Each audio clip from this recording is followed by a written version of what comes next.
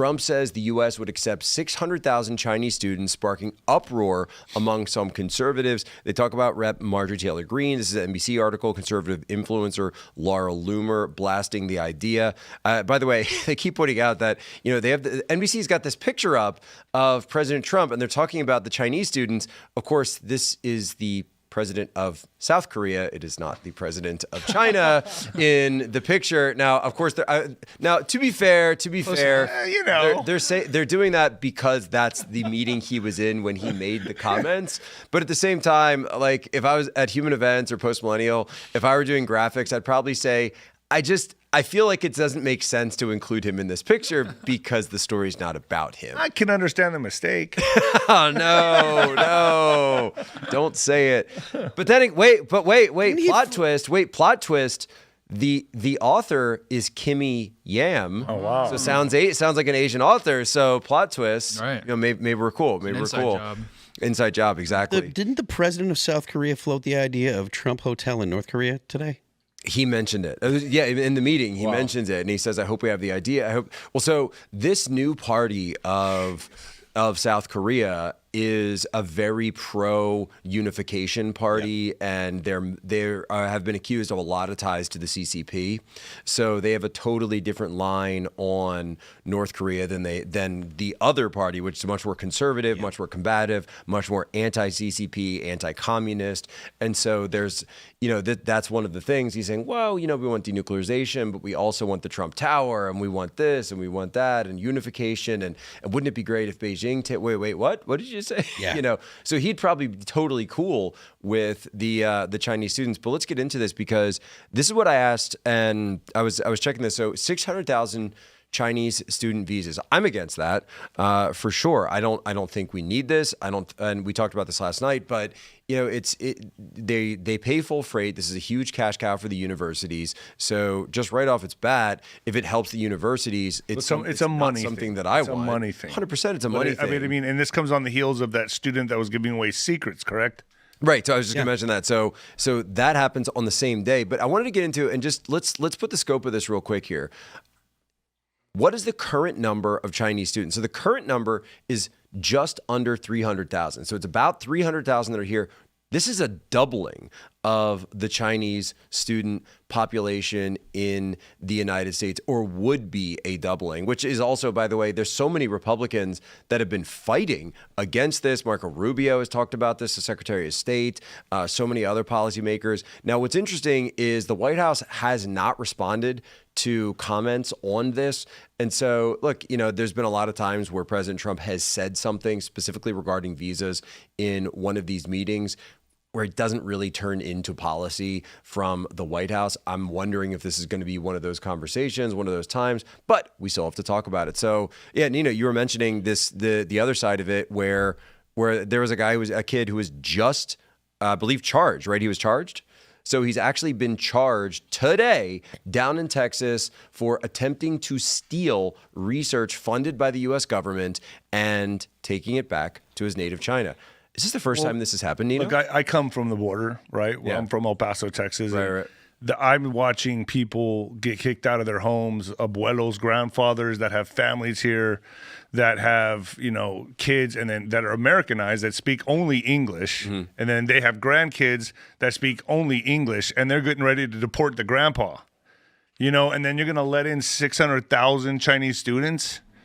That's just so hypocritical. To me, I just see...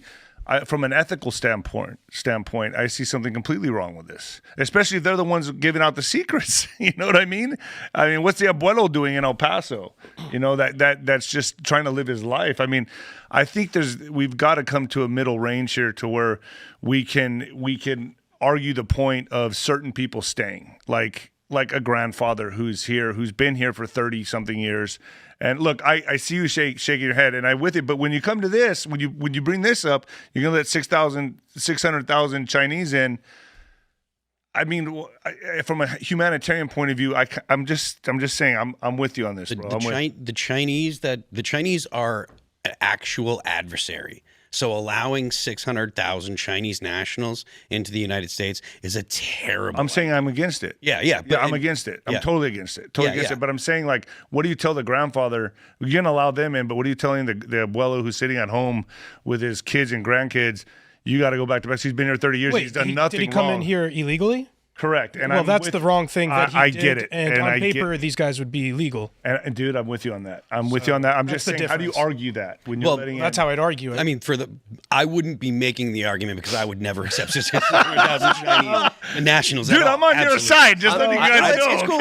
I mean, I've got to say, in that case, why not both? Right. That's what I'm both? saying. Yeah, they So both you go understand home. what I'm saying? Yeah. How about go home? Or in Chinese, 回家. I'm a little bit ambivalent on the issue, and I want to steelman Trump's case here. He did actually have more recent comments on this where he said, I told President Xi that we're honored to have his students here, and now with that, we'll check them. We'll be very careful to see who it is on the concerns of them potentially being spies or stealing information.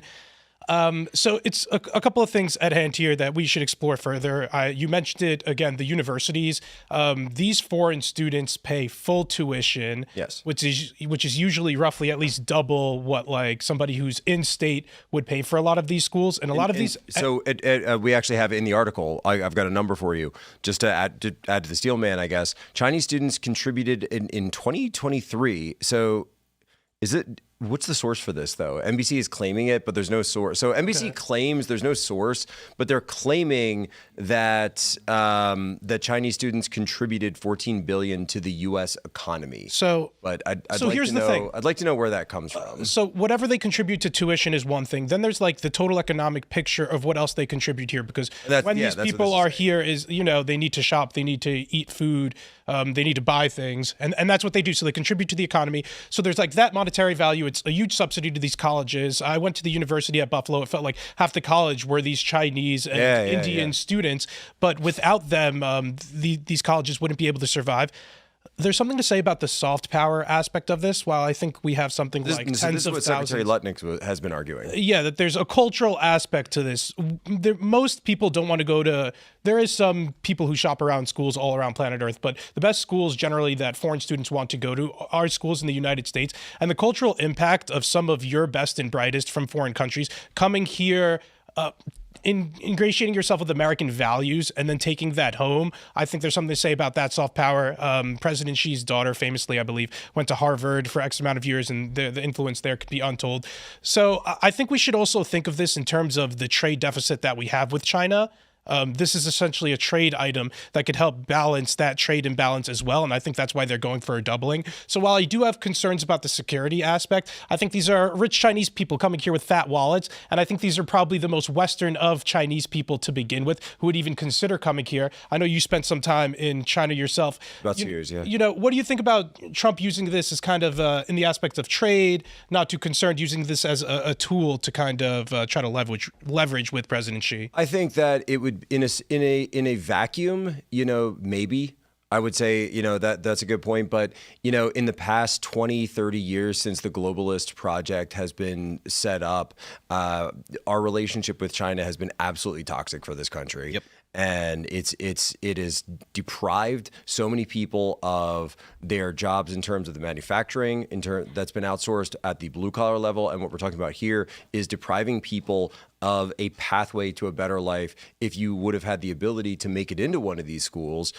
but you're some kid from the Midwest, and so you're applying maybe for scholarships or whatever it is, and you can't get one because they want that spot to go to some scion of the CCP elite that is able to pay full freight, so they're going to come in. And by the, to your point about the CCPs, sending their kids here, Jiang Zemin's grandson went to UPenn like 20 years ago, and so this has been going on for quite some time. We haven't seen any shift in the CCP, and if anything, they've become more authoritarian. In Jiang Zemin, Hu Jintao were more technocratic, whereas Xi Jinping is much more authoritarian, and certainly has been since he's taken power in 2012, and has remained and perhaps will be the Chinese, the chairman of the party until long after we're all dead, because he's going to be keeping himself immortal with Chinese power. And so if anything, we've become more like China since this globalist relationship has begun. And so, when I look at something like this, again, I still say, what is best for the American people first? See, that's what I have a problem with. I mean, the World Economic Forum, Klaus Schwab has said that the model for the world is China, the CCP China. So here we are letting in 600,000 of them. I'm sorry. I see a lot of things wrong with it, and I think it's very hypocritical. Yeah. I'm a Trump supporter all the way. People don't get it wrong. I am, but I'm going to call things out when I don't agree with it. Just like everyone here, I'm pretty sure everyone agrees with me on this one, absolutely. right? And all I was saying was about the Mexican grandpa at home who's done nothing wrong. Then doing it for some and not all of them. You know what I mean? You can't just pick and choose. To me, I mean, You keep saying it's just he did such a nothing very wrong. no. Listen, hold on. I do agree that you got to come here legally, no doubt about it. But I mean, if we're really looking at the real numbers, we're looking at what 30, 40 million illegals here in America. So funny enough, Elaad and I both interviewed the ICE director today, and you asked him about that number as well, right? He couldn't even give us a solid number on how many are here. I asked him how many have they detained and deported so far, and what are their goals. I don't think anybody in the Trump cabinet's trying to get ahead of Trump himself, though, and they don't want to have those numbers held against them. So I don't think they're trying to be firm. In Can that. I say something I've noticed? Yeah, but you'd think that I imagine though, as ICE, they probably, have a number, right? Obviously, they know how many have been deported, but I think there's probably a number that they have that's sort of a working operational number. But for reasons like that and also legal reasons, they're probably not putting it out publicly. But I think they do have a number. But I probably will around 30 million. I will tell you though that they are striking fear into them because they're not moving around like they should. When I go to the airports from El Paso to San Antonio, wherever I'm flying, it used to be packed to the gills. Yeah. And now, dude, there's like 80 to 100 seats open, and flights are like they're cutting down the flights now. So they're not flying. Yeah, they're not moving. They're like in a frozen state right now. Right. So, but the word is on the street, in El Paso, everyone's like they're just going to wait it out till Trump is gone. They're pretty confident that that's really what they're saying. Dude, my homie's nanny, they don't let her go to the park because they're scared she's going to get To your point, that's why, like, my opinion is the federal government, the federal government should come down on people that employ illegals really hard and people that rent housing to illegals. 100%. Because if their option or their decision is to just hunker down that's what they're and doing. hide, they're not going to leave. So the next thing, because I've said this a bunch of times, I don't want to see ICE agents kicking in people's doors because first of all, it's bad for just optics, right? Like nobody wants to see grandma or grandpa getting drug out of their bed by dudes in body armor. That's just not something that anyone wants to see on the internet. It upsets Karen. Karen gets all mad. Especially if she's at Home Depot or she's at Walmart. She gets up in people's faces. Then you have to put Karen in flex cuffs, and then that's a whole disaster. So you don't want to do that to anybody at all. So make it hard for them to stay, so that way you don't have to have police interactions with them. Well, that's the real ID, right? I mean, that's the first part of this, right? The real ID, I would imagine. I mean maybe, but that's why. Like I said, I want to see people that are actually losing their businesses if they're hiring people and Phil, losing property. Just to answer his point, that I've had it told to me, because when Real ID was coming around and the Trump administration has sort of been, they didn't come up with it's been on the books for a long time, years, but they are sort of administering this rollout. And I asked around, and sort of on background, what's the deal? Like this thing is kind of unpopular. Why are we still doing it? And that was sort of the response that I had was, they do think it's something where, look, if you're an illegal, there's no way you're walking in and you have to present all those documents to get a basic ID, to get on planes, to go. You'll be taken down right there and you're out. Yeah, so they know they can't get them. So again, it's part of that idea of ratcheting things up. But nobody's self-deporting. He's giving that option. Like, well, if you self-deport, they're not going to do that. What do you think about this? This thought that people are saying, some kind of stipend to self-deport. So they're not. I'm telling you right now. I'm in El Paso. I know what I'm hearing. Nobody's self-deporting. Like nobody's taking. I don't see anybody at the airport self-deporting. They're not going to take. No, you think they would take money? Because it took so long to get here, and they're just going to wait it out. They really believe Trump is going to be gone. Like they believe everyone's going to be fed up with him. You got Gavin Newsom running his mouth, Beto O'Rourke. I mean, they're like the cheerleaders, amping these people up. It's so wrong. It's a humanitarian crisis. All this stuff. They're going to wait it out. They're going to wait it out. And I don't see anything happening in El Paso that's any different. I know that there've been some tunnels here and there that have been intercepted and stuff like that. But really, from everyone that I know of, everyone's waiting it out. Don't you think if they just crank up taxes on remittances, that would force a lot of people Sure, to return? but these people, I mean, they're living just under the radar, bro, just scraping by, and they're going to stay here and just hunker down. Yeah, that's what I'm just curious is what would be the incentive for them to stay if remittances or taxes on remittances are sky high? Maybe they could do a workaround with just using cash. You could use cryptocurrencies. But it's still better here. Cash. It's still better here than where they came from. Where they came from, there's murder, there's crime, violent crime. Families are getting killed. The gang problem is still out of control. Third world problems are third world problems. You know, like coming here, it's still better, even if they have to be homeless. So that's their argument. They don't want to go back to that. It's a terrible life. It's a terrible life. So we've got to think of some other ways to ratchet this up. So you got to heat the frog. You got to heat the pot so that the frog jumps out. Yeah, that's why that's why you have to make it illegal to rent to them, so they can't find homes. I agree. Make it illegal. Well, not make it illegal, but punish the people that rent to them and punish the people that give the landlords. Yeah, punish the people that employ them as well. You know, that's the only way. And this is something that I've talked about this a bunch of times, but this is something Democrats say all the time. Oh, well, how come you don't go after the business owners? How come you don't go after blah, blah, blah? Yeah, go after them. Everything. I believe in all options. I'm with you. I'm with you. So Phil, this is something that I did actually ask to the ICE director earlier today. We're going to be releasing this in a little while, but sorry, you can see the whole thing on Human Events Daily, but I am going to mention what he said. I said this. I said, I've noticed the way they're targeting some of these raids. It seems that when the businesses are getting raided, it seems like you guys are actually going after the business owners even more than just the workers. Yeah. And maybe some of the workers will get rolled up. But I said, are you targeting immigration fraud? And they said, absolutely. He said I was surprised that he confirmed that because I haven't seen any, operational statement out there saying that they're, making that the priority for ICE enforcement. But he said, we're absolutely looking at for these flagrant, and it could be a supermarket, it could be a slaughterhouse, whatever it might be, that they know the places, right? They know the places that are doing the hiring. They know the places that are putting out the fake IDs, the stolen social security numbers, this idea, they don't access benefits. Cut the crap. Like, we know they're accessing benefits. It's not hard to get a fake social security number. And then to your point, right? Then their kids who, if they're born here, they get to go to school, they get to access all that. So they sort of have the indirect access to the welfare net that we have, the broader social safety net that we have in this country. And so it's a total joke, which I think ABC was saying it the other day that they're so upset that illegal aliens are having their kids are being worried about pulled out of school. I said, wait a minute. So you admit that they're accessing public benefits, even though I will say that I've noticed the schools have less kids, man. Like when I'm going through the certain streets to get to my house, it used to get flooded with kids, and now it's like nothing. Like hardly any kids coming out of the school now. So I know, just watching this take place. Have you done any content down there? Have you gone around and filmed and stuff? I went down to the border to show what a joke it is before Trump really took. Well, I mean, since Trump has come back.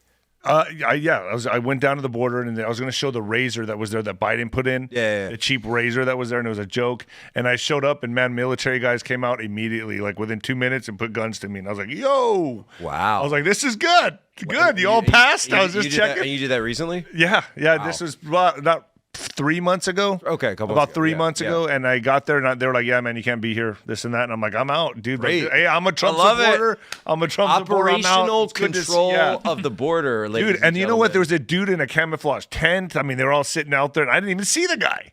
And they got me. So I wasn't anything. And you were on the U.S. side. I was going that way. You're on the U.S. side. So they got me real quick, and they were asking me all kinds of questions. Like, "Yo," I was like, "Man, I was just doing content for Instagram, and I'm out, guys. All good. You all passed. You all passed. Take care." And was that how close to town was that?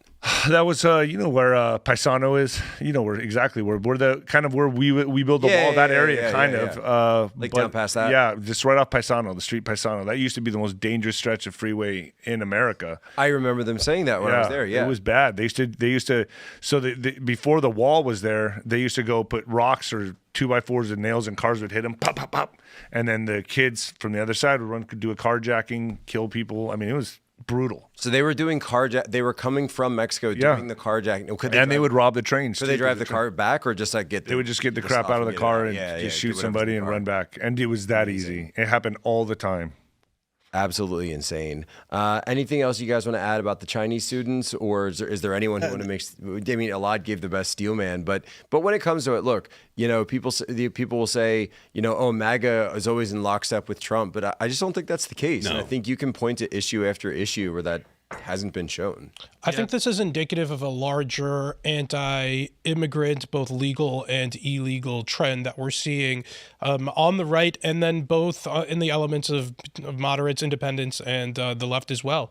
I mean, we talked about the reason though, right? Like, so the idea that they're bringing people into the country so that way they can count them in the census. These people tend to concentrate in urban areas. That means that you're more than likely going to have the urban areas get more people in the census. That means more representatives in Congress, most likely Democrat representatives. This is the reason why I don't want immigrants, is because it's taking voting power away from the American people. It has nothing to do with who they are. Now, when it comes to the Chinese, I think that they're a threat because I know that China is an adversary of the United States. I don't have the false notion that they're like just a rival or we're going to work together on something. China doesn't look at the United States that way, and the United States cannot look at China that way because China doesn't look at us that way. So the thing that I want to see is no Chinese students coming in unless they're, and actually no, not at all, like none, because they're a national security threat. I think we do need to make a distinction between the CCP and the regular Chinese person. There is no distinction. I think there is. China can call on people and say, "Look, you do this, and if you don't, we're gonna put your family nationals in jail." who hate the Chinese government. They don't. I don't think that it matters because they'll go after their family in China. Well, no, and certainly, by the way, there's obviously a distinction. But when we're talking about a lot of these colleges that are Ivy League, you do have to have the money to be able to afford this. So typically, you are getting elites, and you have to be a member of the CCP. Or you have to have family that are members of the CCP. And the fact, like I said, it doesn't matter what the individual thinks. It doesn't matter because if they have family back home that they love in China, then that's where they apply the pressure. Xi Jinping has no problem doing that. He will put his thumb on your grandma if you don't listen. He will put his thumb on your brother, your mom, whatever, if you don't. I agree. I think he'll lock you in your home. Yeah, it's 100% a national security threat. Yeah, I don't think that they need to have these students here on visas, although you could argue the most important place to have them would be in the universities. But if they want, they could, if you want to have a sophisticated Chinese spy from the CCP, you could come into the country illegally. I'm sure it would be very easy for them to get fake documents or pretend they're another Chinese person. You've heard stories about them coming across the Darien Gap and stuff. Sure. Well, that's why I'm kind of arguing that them coming here on student visas wouldn't be the biggest threat. If they wanted to come in as spies, they could do so through the southern border and then infiltrate with their identities. But when you're talking about stealing research, this is it's all about placement and access. So when you're talking about spycraft, so if your P&A is already at MIT or one of these research laboratories, I mean these universities are where the research is happening, and in many cases, of course, being done with government funding or perhaps on proprietary, any kind of technology. Obviously, we've talked a lot about the biotech transfer between the U.S. and China. So it's clearly part of a toxic relationship that we have with China, and that's why I'm against it. Well, they get busted in Germany and the UK and France for this all the time too. Like this is a problem in universities across the world. Yep. And the embassy or the consulate will put pressure on the students because what they'll do is, here's how it works. They'll track you, right? They'll track the students, and then they'll figure out, okay, what students do we have in? What classes are they in? What major are they in? And then they'll line that up with whatever their Ministry of State Security priorities are. So your priority intelligence requirements or PIRs that we would have in the IC in the US, they've got theirs as well. And so suddenly someone who's in the science and technology department says, hey, you've got this guy and he's making his way towards here, have him go for those files. So it's not like it's not like someone is a spy from the start. It's more like they're already here. Then we find out, hey, they've got access to something we want. Now we apply the pressure. Yeah, they're property of the CCP, regardless. Whether they. Rob, but I'm a little confused on something. Is this something he just fleetingly said, or is this something that he actually held a conference with and said, "Well, I'm gonna do this"? He's repeated it multiple he times. doubled down on and it. he's been asked about it been in the repeating it. past and said that he doesn't want to get rid of the 300,000. He's always used strong rhetoric against that, against expelling them. I also think this is worth mentioning that if you zoom out for a second, geopolitically, what this really speaks to is a failure in diplomacy. This is one of the, not last, but it's going down the path of a failing diplomacy with China if we're thinking that we need to not have these students be here. Obviously, the Trump administration thinks differently. I think that when it comes down to it, I just go back to, and to your point about the failure of diplomacy, the average person looks at it as a completely unbalanced relationship that we have with China. So it's this huge inverse, or it seems that they get all of the gain. And what do we get? Like cheap TVs and trinkets and baubles and things.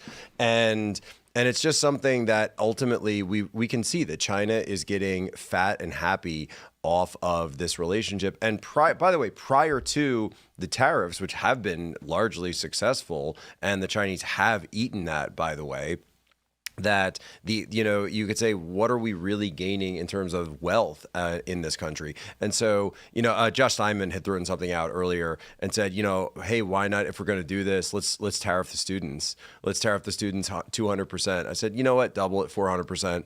They're already paying full tuition compared to nobody else is paying full tuition. Right, but that money money goes directly to the college. Sure. I mean, we end up subsidizing these colleges too, so it's an additional subsidization for right. So it's a subsidization for the college. So I guess the idea being, why not have something that actually benefits the country directly? Well, it's keeping them afloat would be the argument. I think I've read 15% of these colleges wouldn't be able to thrive without them. But I had one last thing I wanted to. I don't mind if a lot of. I'm not going to get a lot of defense for a lot of the colleges in this country. Well, my alma mater, the University of Buffalo, would probably fail if they didn't have all these foreign students. Maybe one last tidbit that I wanted to add here, though, is that I think this is a really easy thing for nationalists on both sides to fearmonger on, and I'm guilty of that myself. If I was a Chinese nationalist, I'd say, no, I don't want to send our best and brightest over to the United States to become useful idiots and Chinese spies for the United States. Oh, we're going to send them there 4 years. They're going to get brainwashed into all this bullshit liberal ideology. They're going to start believing trans and gay bullshit, and they're going to come bring that back here because that's what they're learning over there. So I feel like it's easy to fearmonger in that way, because in China they're like, oh, this is we went through the century of humiliation, and now you're going to continue supporting those Western dogs who oppressed us for all these centuries, and you're going to support them economically. That's where you're going to go spend all your money, and you're paying top dollar to go to these schools. So I think both sides have an argument to fearmonger around here. Yeah, having a more exchange is known to cool down. I mean, again, if in a vacuum, I think that I get what you're saying, that an exchange is good. I'd love to get to that point in the relationship at some point. I just don't think we're there. I just really don't think we're there. I think we're at a point where it's like we it's like the United States is like your buddy who's in a toxic relationship with this girl, and he's totally just simping all over her, the codependent relationship, totally simping out. And we're like, dude, she treats you like crap. She's always taking your stuff. She doesn't let you do what you want. Look what's happened to your life. I have a few friends like that. Yeah, exactly. Right. We all have those friends. Jack, it begs the question. They just won't listen. What do you think the president's thinking here is then, if not saying he doesn't want to cancel these visas, he wants to double it? What is the president thinking here? He wants a good relationship with Xi. Yeah, he's negotiating. He's all about the deal, right? Let's make a deal. I always kind of say this. Whenever he's in deal-making mode, I do think that he'll throw out things like this and people can say oh, here's Posobiec, he's doing his paid thing. No. Seriously, I think he does throw out things when he's in negotiating mode. And obviously we know he's working on various trade deals with China. The tariffs have been a huge piece of this as well. So I think would, it's I would important. kind of chalk it up to sort of the Trump negotiation. I think it's important how he said this. I didn't see the video on this. I don't know if he just said it fleetingly, like, I could entertain that, or was he like, no, we're going to do this. Like, this is something I want to do. So it all depends on how he stated this, I think. If he was just kind of like, yeah, that's interesting, I might think about doing but something. I think public opinion is generally against it. And I'm just against think- it 100%. We saw the AP last week. They're like, we have 55 million visa holders, and then they see 600,000 more. Right. So you're just like, I don't care if they're donating me $1 million. Well, that should be nice, but it's like No, but so you're what they're right. keeping the universities Yeah. afloat. It's like we got 55 million to get out. What's 600? Maybe this is the more? backdoor way to drain China. They're already in a population crash. We're taking an extra 500,000 of their youngest. Hey. Australia can handle. We're not. it. I don't. I just project the idea that we're taking them. Like bringing them here does not mean they become American. We're going to indoctrinate them. No, we're not. So- It just Our doesn't happen. liberal They do that on their own. Show me the example of that, though. That's not what my- happened. at You my know college, that they there's a all- ton of Chinese dissidents in the United States. they You have a go- ton of these different groups But that they exist. typically go back. They typically go back and they work from China, and they're so focused on money and. So there's like use that Tibetan degree to go refugees. back. There's Falun Gong refugees that come here. There's people from Hong Kong that who also that come through here. these And I think these are. They're not going to NYU. They do go to or- these colleges, and I've seen them protest on these colleges before. I've seen free It Hong Kong might be a small protesters. number, but it's nowhere near the majority. Well, yeah, Nowhere. they're also not allowed to protest at all in China, so they're coming from a background and culture that struggles to express themselves or vote or participate politically. I think Trump has something up his sleeve here, and we should let the guy cook. We should let Trump cook here, guys. Let's not freak We've out. So this is the argument though that was made about opening up to China from the 1980s, and this this is something I've always been critical of Margaret Thatcher and her government in the handover of Hong Kong, because it kept being this refrain over and over that the more exposure that we have to China, the West has to China, the more democratic they will become, and they will have protest groups. And you can go back 40 years, and they were saying the exact same thing. And what have we seen? Hong Kong, we promised 50 years of the special, two system, one government, two systems, and Xi Jinping just threw that out the window completely. Then it's been a total crackdown. China hasn't become more democratic. If anything, we have become less, far, far less. And I would argue that our exposure, and I would see this when I was over there, briefly was at the Shanghai American Chamber of Commerce, and then also worked for another firm doing business there, and trying to help American businesses come into the Chinese market. And what you would see though was that American business leaders and American politicians would come over and they'd see the CCP system, and this gets to what you're saying about the China model, and they would say, "Oh, this is great. So if I want a maglev, if I want a high-speed rail, like we had one in Shanghai, they have one that kind of goes from the airport almost to downtown, and they just build it." And you say, "Well, what about the people who live in the way? What about them? You just get rid of them. You tear down those neighborhoods. You just blast them out, and then they can go wherever." And so, to your point, right, in a system where there is no political, real participation, if they're in a system where they don't have any rights to be able to defend their homes, it becomes intoxicating for Western leaders to see that system and say, how can we get some of that as well? Yeah, but this is going to give the illegal immigrants a lot of ammunition if he does this, man. For them to protest and fight back and feel righteous and whether wanting to stay here. I mean, So we have to go and they can come. No. I'm just saying it's going to give them a lot of. No, that's what they're going to say. They're going to say, They're going to say, "We like, have what to the hell go, is but this? they It's can going to look come." very hypocritical. It's going to look bad on Trump. But we already have other legal immigrants that come on through different visas. And hey, if we can radicalize Latin America on China being a geopolitical adversary, I mean, that's a win-win. It's a wedge issue. Thanks for checking out this clip from Timcast IRL. Make sure to watch the show live Monday through Friday at 8 p.m. Subscribe to this channel, and we will see you all there.